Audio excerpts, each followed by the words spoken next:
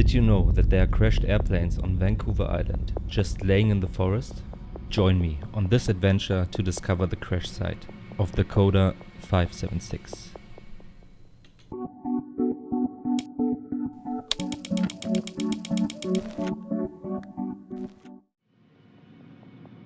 On the 19th of April in 1944, a Royal Canadian Air Force Dakota 576 plane crashed into the rugged mountains of Vancouver Island, killing almost all members on board. In order to reach the crash site, we had to follow a challenging trail through dense forests, steep terrain, and bare territory. The weather was also unpredictable, with rain and wind adding to the challenge. As I hiked, I couldn't help but think of the crew members who would have experienced the same and even worse conditions on that fateful day in 1944.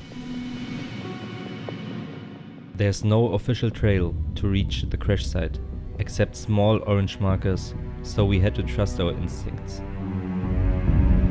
The Dakota airplane is located on a steep slope with scattered wreckage and debris, a stark reminder of the tragedy that occurred over 75 years ago.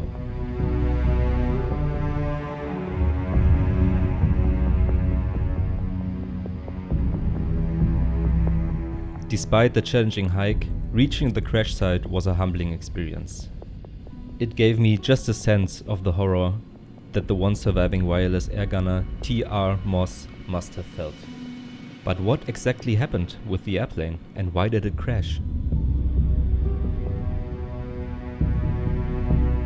It must have been a very stormy day when the plane set off on a navigation mission. Due to the poor weather, the pilot, Officer JM Talbot, missed the first approach and went around for another try. He was on the center line, about 5 miles from touchdown, when he ran out of fuel and crash-landed into the forest. Unfortunately, the nose of the aircraft hit a large boulder and killed the pilot and the navigator. But Sergeant Moss survived and was found by a search party several hours later, dazed but not injured.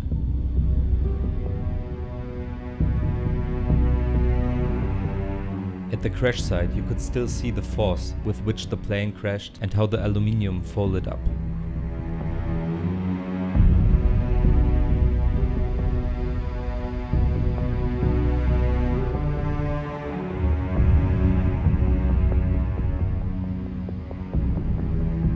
Thank you for joining me on this journey to the site of the Dakota 576 plane crash near Port Hardy, British Columbia.